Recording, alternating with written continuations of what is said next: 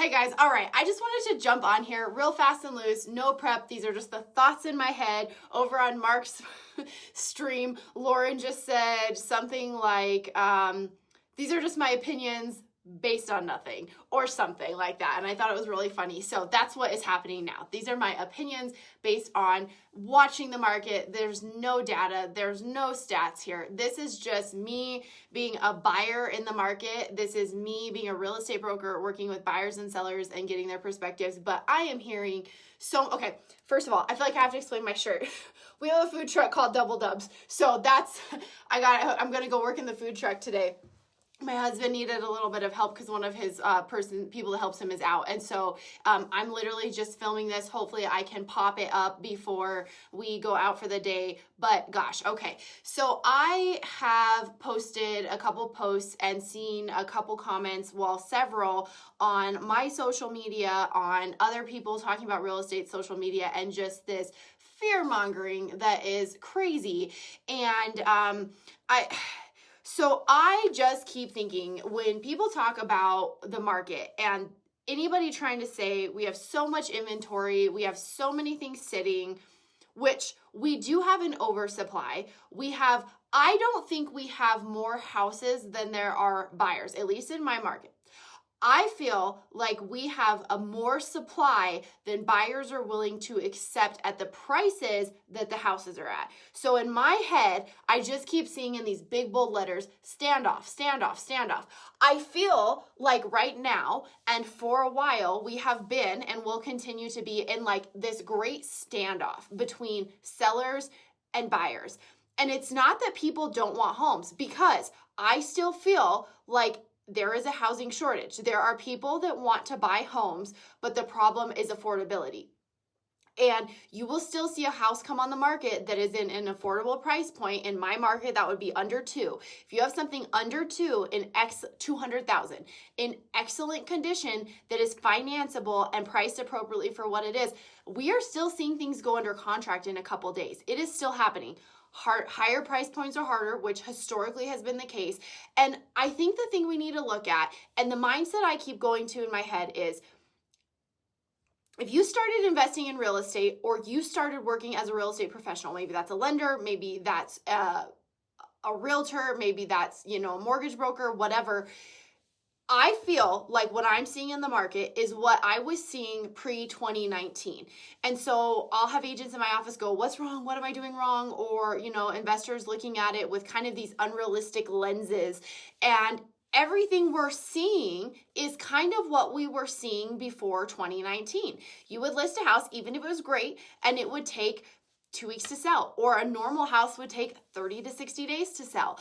And people got so used to listing a house and having 9 people look at it the first day and put these crazy offers in that we have this, I feel, unrealistic expectation. I feel like we had this false bubble that went on for a couple of years, and then now the bubble is kind of melting, not necessarily popping. And so you have these sellers that still want to treat the market like it was 2 years ago, and you have buyers that want to treat the market like we're seeing these fear-mongering projections, and people, the comments I'm getting on some of my social media, it's going to fall out, everything's going to lose the value. Do you understand economically that there are going to be such bigger problems if the projections that we're seeing, if the housing market crashes, which I just do not see it happening. I see it correcting and adjusting to an appropriate point. But if the market crashes like all these people are fear-mongering, then our whole economy is in a tailspin. There are much bigger problems going on. And people, no matter how bad things are economically, people need to live somewhere and people need to eat food.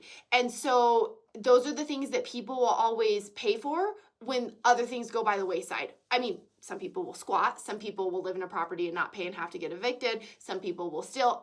I get that, but you can eliminate a lot of the things that you would like to spend money on, but you have to eat and you have to live somewhere. And so I feel this standoff that is happening, we'll start to see the baseline where things correct to when sellers realize, because what's happening is I think these sellers have these crazy prices for condition, because 3 years ago, a seller could list a house that was in pretty poor condition. There really wasn't anything great, slightly above all the comps that had just sold, and it would still get multiple offers because when interest rates were 2.875, that created a false high or a false sense of security where buyers were like, yeah, whatever, I can make that payment, I can buy it. They weren't looking at what they were paying for the house total. They were looking at that monthly payment and understanding that at this payment, I can still make corrections, I can still adjust, I can still fix things up. Now, buyers with the interest rates, which are normal interest rates, people are saying, these interest rates are high. I don't think they're high. I think they're normal. Now, I do think like a safe, comfortable medium, I used to feel like was when interest rates are 4.5. That's kind of like what I would expect in a balanced market. I don't think we see below 5 in a very long time. But if we can get to the, a mid-stable mid-fives point, I think that that's kind of like a normal we're going to see for a while, because you can't drop interest rates too low or else then inflation just that drives the markets back up. We get in the situation that we're in now. And so I don't think it would be responsible. I don't think we're going to see a huge drop in rates.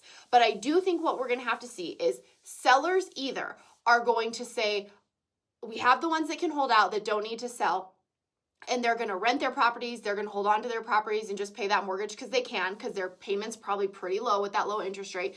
The people that need to sell are making adjustments and making the decisions to sell, and they are moving those properties. So when people say there's inventory everywhere, there's houses for sale everywhere, those are not probably distressed sellers, because the distressed sellers I'm seeing in my market are dropping their price. We're even seeing some sellers say, hey, we're in a forbearance, we're in a tight spot, so we are motivated. They're kind of laying their cards on the table, and those houses are dropping in price. They are offering concessions. They are being motivated and giving their permission to their agents to tell other agents and buyers, listen, we're motivated. Here's what we'll do. Here's the situation. We just have this timeline, and here's kind of where we're at.